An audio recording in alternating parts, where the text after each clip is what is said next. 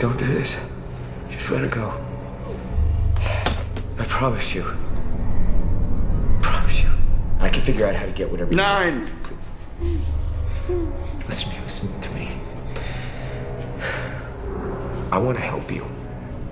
I want to help you get whatever you want. But you got to do what's right. What you know is right.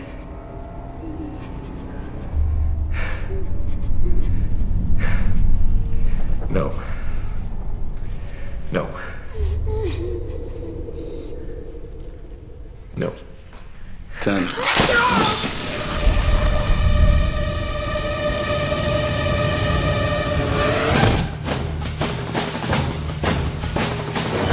Hello and welcome to The Road to Mission Impossible Final Weapon. I look back at the Tom Cruise-led action franchise before we see Ethan Hunt running for the last time.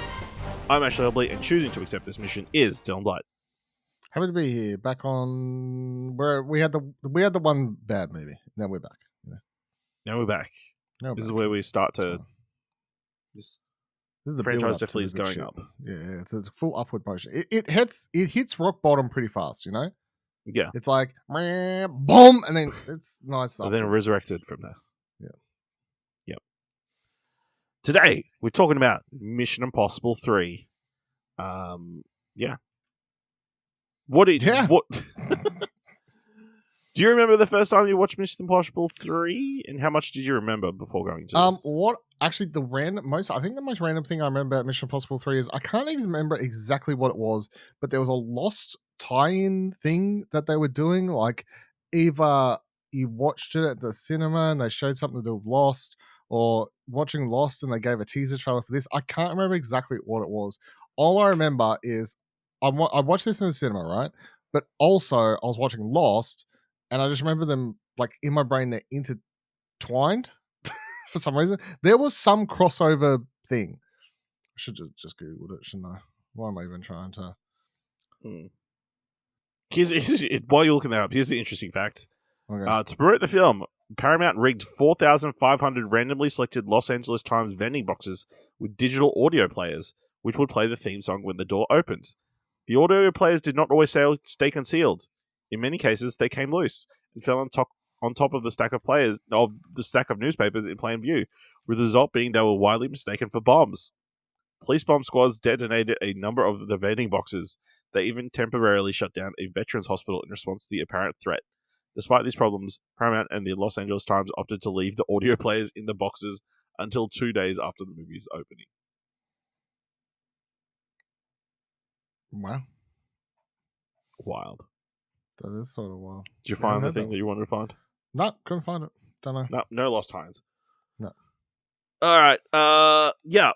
I honestly can't remember the first time I saw this movie. I assume maybe I watched it right before Ghost Protocol, because like everybody talked about how Ghost Protocol was so good. I felt like I needed to catch up. So you hadn't watched them before?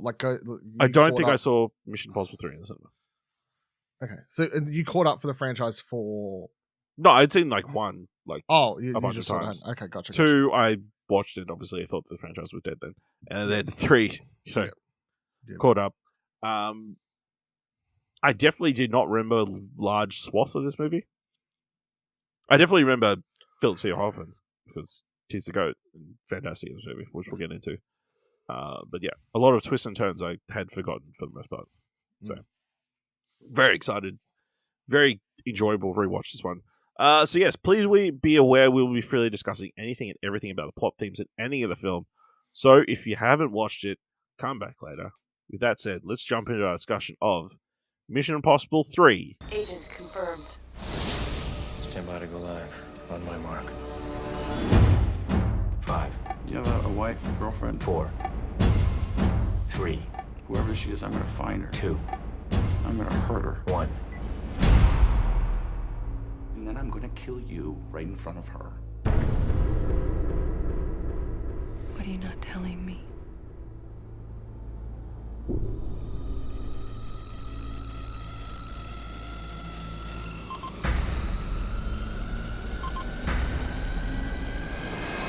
Execute.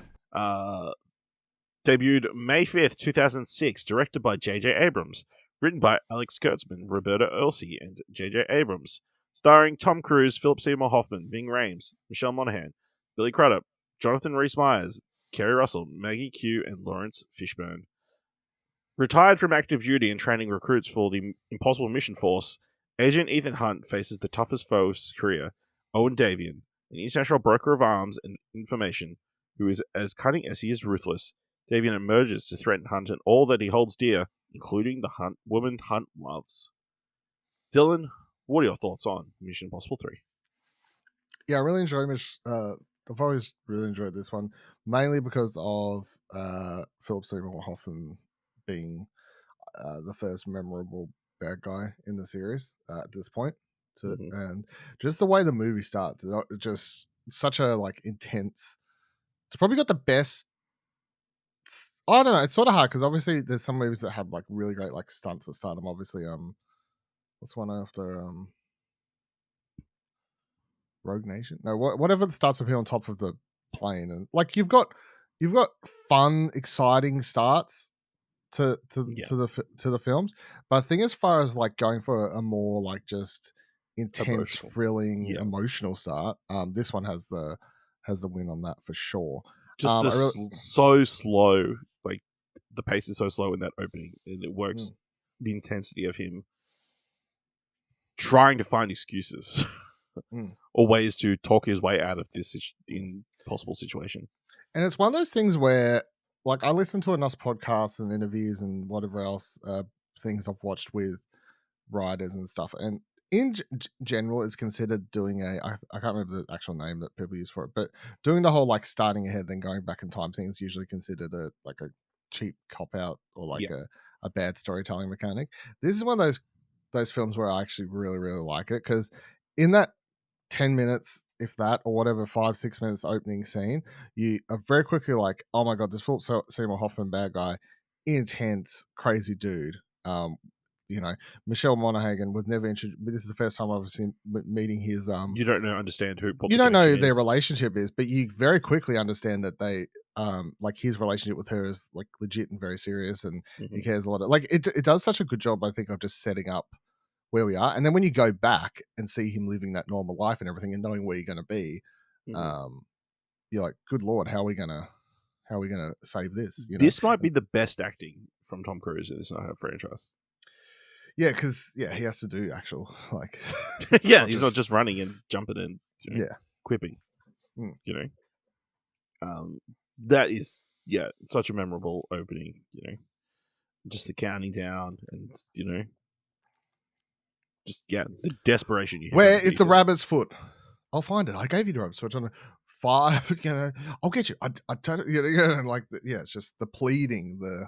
Going through the 5 stages of grief. And the thing is, by the time you get up to that point in the movie, you're like, he did get in the rabbit's foot though. She's gonna die. Yeah. So, well, what about this? Obviously, I forgot what your question was. How do you feel about the movie? Yeah, good. Obviously, I think it's pretty fantastic, and we may argue about which movie would kind of reset the franchise. I think it's definitely here where. Oh, it's definitely here. It's just this is the reset, and then the following. And then it's by next movie you see again sort of the forming, and then I think it's and then it's the next 3 after that is the formula that they hit. That is what the franchise is now known for. But I think it's this film starts the formation, then Ghost Protocol, we'll talk about next week. That again goes, okay, we had more of a team vibe and whatever else going in this one. Let's bring in some, that sort, and then so. This is definitely the one that got us on the path, though. Yeah, got us back into it. I think it's a really interesting choice to have Ethan have walked away at some point between the last movie and this one. And start just train officers and start a relationship with Michelle Monaghan. I guess things didn't work out with Maggie Q and no, not Maggie Q. Tandy Newton from last film. I mean, I think that was more of a fling. You know what I mean? I don't know. They seemed pretty happy together, That was but never meant to last. I guess he didn't learn his lesson. These romances, they never work out. But yeah, very funny seeing Kim kind of living this normal life. One of the first things I wrote down is like, she mentioned that Ethan's an orphan, but we already established his mum and uncle was alive in the first movie. Did they die? Yeah, Or was that a lie that he said, so they have to meet them? All these questions, Ash, they will be answered. What happened in to Ethan's mum? The final reckoning will answer all these questions. So that's what I hope for. Yeah. Just relax, If we get a chance to ask them any questions, I want to know what happened to Ethan's mum. Yeah, obviously, and then the kick, kind of the start off point is Keri Russell's character gets captured by Davian while she's on surveillance. Ethan gets pulled back in for one last job to rescue her, and things go awry. I really enjoyed Billy Crudup in this film. Like, he's so likable at the start of the film. Like, so totally understanding and like fun and jovial. Yeah. Which makes his betrayal all the more hurtful. Yeah. Which brings our tally of IMF agents' betrayals to 3 from 3 films. The number will only rise. The number will only rise, probably. Admit it, I don't think IMF screwed over Ethan this film. I'll say that. Although, I don't know, they did not believe him. And they abducted him. I'm not going to count that as being screwed over. I feel like we have to draw the line. I think it was probably fair. So we get the Keri Russell sequence where... I really liked her in this. I forgot she was in it. That was one thing I did forget about. And then after... Bring in old Felicity in... J.J. Abrams bringing Felicity into the world of action. Only for her to go on to starring in a big spy espionage series of her own several years later. But yeah, that whole opening sequence of them planning to rescue her. The interesting team of, who was it? Maggie Q, Jonathan Rhys Davies, who we haven't seen much of since this, I don't think. No. He was a name. He was like somebody you would think would have gone on to bigger and better things. He was in The Tudors. That's true. He was on television for a long time. That was huge for years. That's true. My apologies. Thank you. I mean, if you're not in big action movies, you don't count, so. You have a big career like Ving Rhames. That's true. Yeah, but they rescue Keri Russell, but it turns out she has had a bomb implanted in the back of her eye through the nasal cavity that is about to detonate. Tom Cruise is like, hey, we'll shock it out of you. We'll shock it out of you. Yep. And before the defibrillator can get charged, it explodes. Yep. In a kindly gruesome. Yeah, very gruesome, I think. Yeah. In which her eye just kind of bulges forward. Yep. Which is even scary because in the opening scene, he's like, I put one of those bombs inside your head. Just so you know. Yep. Again, planting something in that scene that is a prospect, but will be terrified by that. So, so they get reamed out by Laurence Fishburne, who apparently is now the secretary of IMF. They go through people in charge of IMF. Yeah. A lot. It seems like somebody's in charge every film. But they talk about each different one as if it's the same person. Yeah. They've been there for ages. Yeah. Absolutely. Which is amusing because obviously that's one of the reasons Billy Crudup is upset with Laurence Fishburne's character and betrays him later, or has turned. We're discussing. Let's talk about Billy Crudup's thought process or reasoning. His idea that you just can't just defeat terrorism. You can't defeat armed dealers because as soon as you take out one, 2 more will pop up. So the best thing to do is to work with them. Kind of a little bit makes sense, but also kind of fucked up. It's what the American government's currently doing, so totally fine. Some would say. Some would say. Not me. I would never say that. If I was in America at the time. Yeah. Depending on where my borders and legal rights are, I would never say that. Or would I?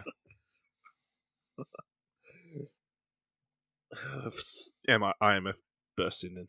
Yeah. Oh, fuck. Imagine if Tom Cruise. So yeah, to make it up to Laurence Fishburne's character, they decide, Ethan Hunt decides that they're going to capture Davian by abducting him from the Vatican and getting whatever weapon he's after, right? That sounds right. So then we get this whole cool Vatican sequence where they're breaking in and destroying tunnels and blowing up cars. Lots of fun. They capture him only for a helicopter to rescue him with missiles and a drone taking everybody out. And that's the scene that they tied into the Lost promotion. I'm telling you, it was a thing. I didn't dream it. The scene that was pulled directly from True Lies? Yes.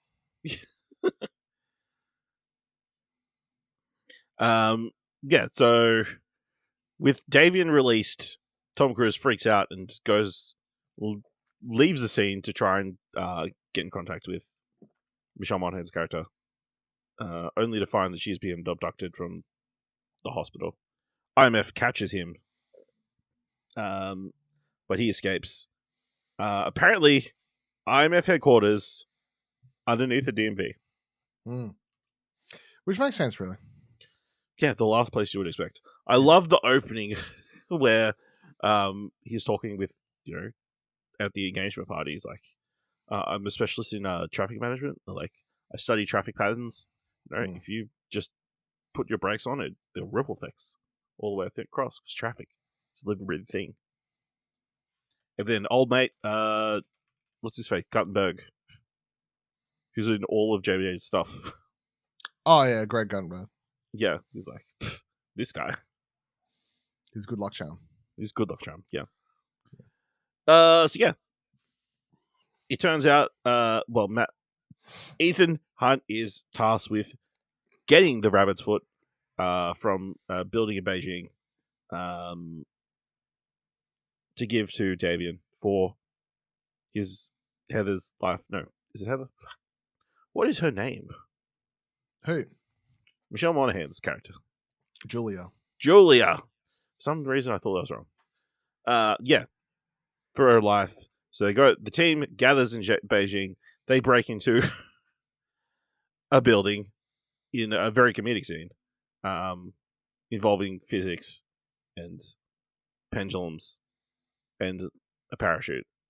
I appreciate they do the thing where they just, to show audiences there's some science to it, they have Tom Cruise like drawing all these equations and whatever. Yeah. Now, no one watching this movie is smart enough to understand if anything he's drawing is real maths, because I certainly couldn't fucking tell you. No. So, and it looked like real maths to me. So I just assume it must be legit, Absolutely. If X equals Y, dead. If Z equals MC squared, bitch flies, Yeah. So then we've got Ethan turns himself into Davian with the rabbit's foot. I just want to point out something because I mentioned what do you want to watch. Yeah. So yeah, when he breaks into the especially because I watched that new trailer, there's a moment in the new trailer where they show Tom Cruise grabbing the rabbit's foot in the place where he goes to break it out. And apparently they never filmed that scene at all because it was never like part of the script or anything like that. No, it's always shot like from the perspective of the. Yeah, it's meant for gags. It was shot for gags. It was shot for Maggie Q and Jonathan. Yeah. So they never had that shot, but there's a shot in the new trailer of him grabbing the rabbit's foot. And I saw someone did a Reddit thread where they pointed out they must have either just to have that one shot in the movie when they're talking about past events, or they might try and tie it back in and actually finally explain what the fuck the rabbit foot is. But either way, they've shot at least a scene and slightly de-aged Tom Cruise because that shot doesn't exist. They've done it for that movie, which is wild. Or maybe it did exist. No, because it was never shot. There was no script. The script's out there. The script's public. Maybe they like- shot. Well, they could have just been shooting scripts, Yeah. or a final script based on what they. I mean, did. I fully believe they were just shot. They've got that shot for the movie. I guess. I mean, it's super easy just shooting from behind. But it is interesting. Jumping out a window. It is interesting if that's what they've done. That they've added that shot just to have that shot. Yeah. So he turns himself in. We get a shorter version of the opening scene. And yeah, Davian shoots Julia. Or so it seems. Mask reveal is actually his assistant who screwed him over in Vatican. He killed because they needed to make sure that Tom Cruise was telling the truth. Because even they don't know what the rabbit foot actually is. So yeah. He breaks his way out of their complex and calls Benji, played by Simon Pegg, introduced in this film, who's a tech guy at IMF, to help him track down Julia based on a phone call that they had, per prisoners, or her prison guards made. He runs for an extensive amount of time through the streets of Shanghai. Not Shanghai, but like it seems like rural China. To a doctor's clinic where she's being held. And he kind of takes everybody out. Climax of the movie, I don't know. How does he end up killing Philip Seymour Hoffman? I can't remember exactly. No, that's right. They fight through the building, out to the street. A truck is coming. And Ethan Hunt flips them, so Philip Seymour's on top and gets taken out by the truck. Ran the fuck over. Yes. And in true comedy fashion, his shoe comes flying across the screen. Yep. His shoe gets left behind. Yep. Literally knocked him out of his shoes. Yeah. But wait. We think it's all happy days from here. You think credits? We think it's credits, but no. Remember? He's got a bomb in his head. And this place has no fucking defibrillators. So he, Frankenstein, some sort of concussion to, electrocute himself. And leaves Michelle Monaghan to defend his defenseless dead body. Defend his corpse until she can bring him back to life. Because, luckily, she's a nurse. Yeah. And she also kills Billy Crudup in the movie. The only reason she's a nurse is so they could have this final scene. Is what I believe. Haven't make sense anyway. Yeah, sort of what. Like, I do want. How long can the human body, do you reckon, survive? Like, how? Not that long. It seems like she was. She was dead for a while. He was dead for a while. Yeah. But you don't see in the hunt, so yeah. Whatever. Maybe all the shocked battery acid from the bomb recharged his brain. It helps. Keep that in mind next time I have a hangover. Yeah, absolutely. Dylan, what's the most impossible moment of the film?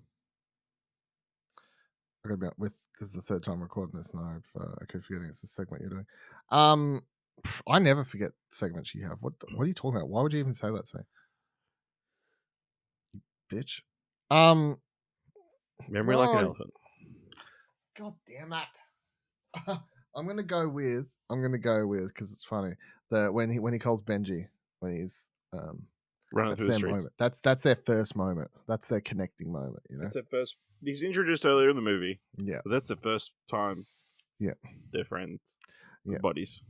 And him running and talking to Benji on the phone like that and getting directions becomes part of their thing. That becomes a big relationship. I do enjoy. There is a very extensive one-up where he's running for maybe 400 meters and just yelling at Chinese people to move out of the way, which I think is very well done.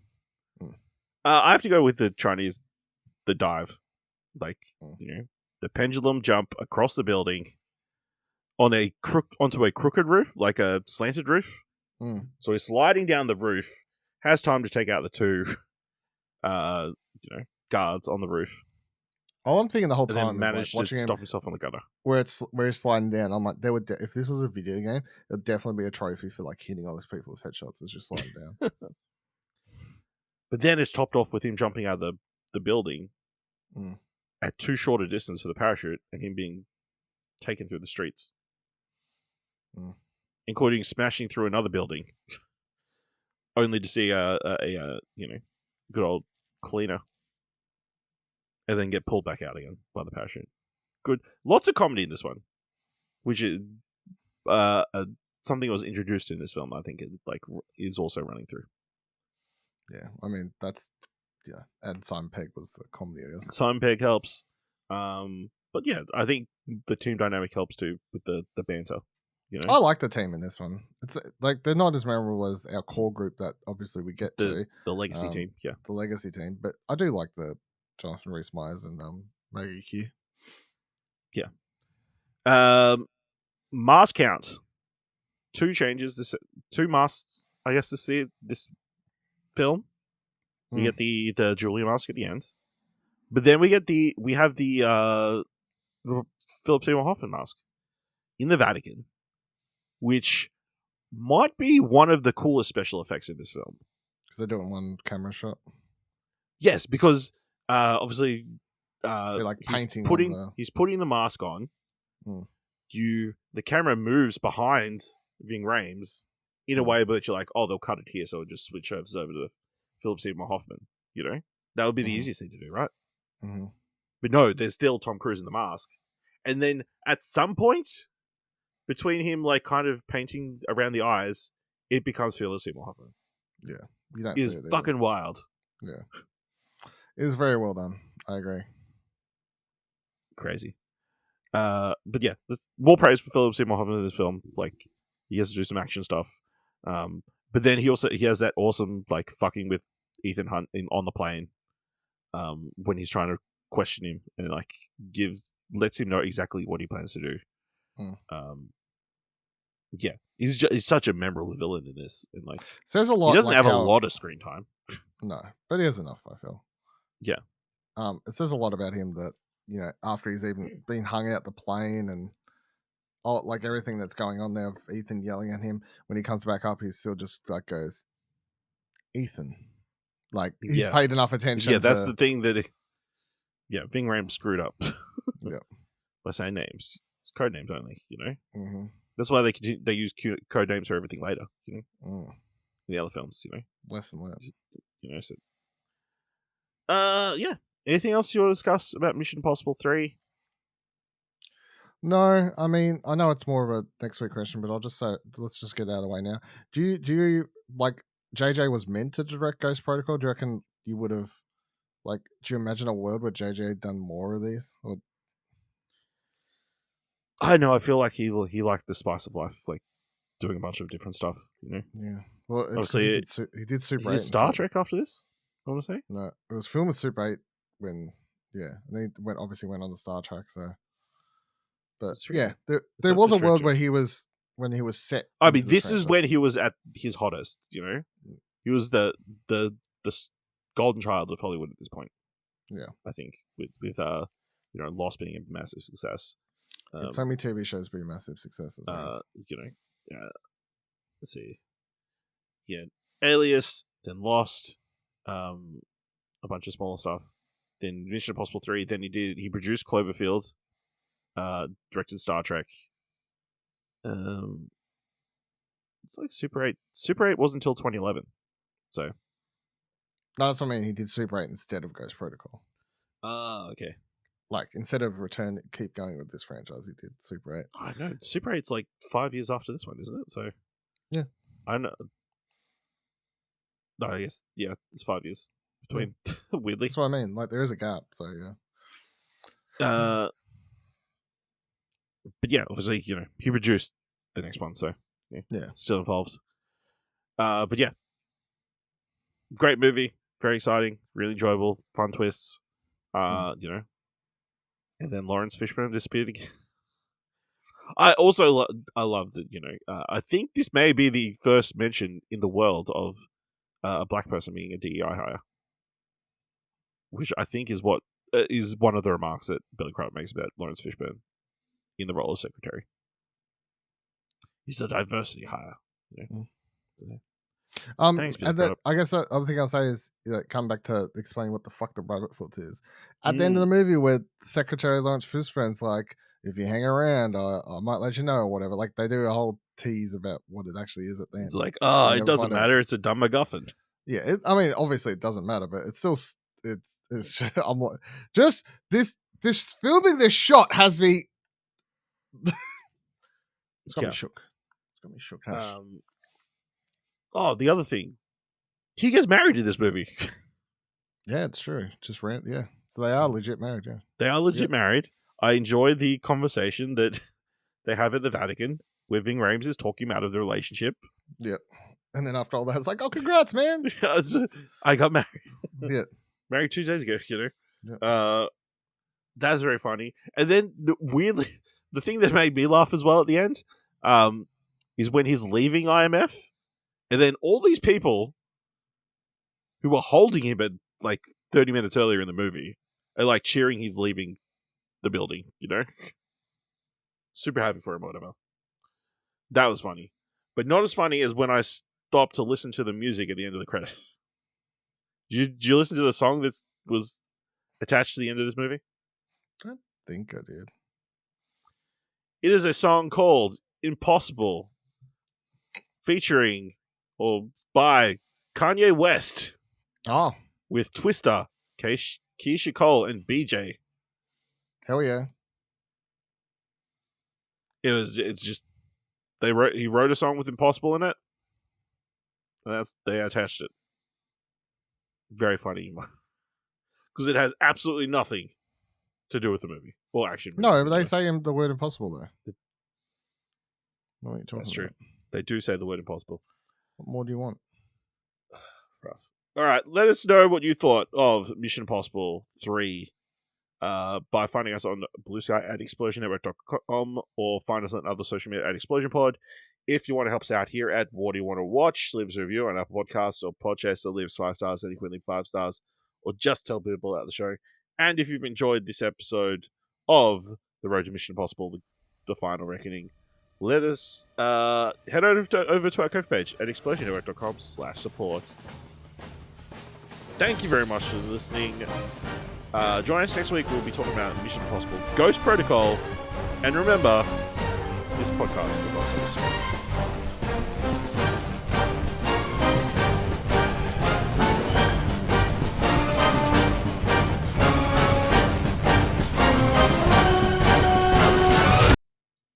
I forgot to mention, I love that it's the little disposable camera that gets the message. That's a nice twist. That is a nice twist, actually.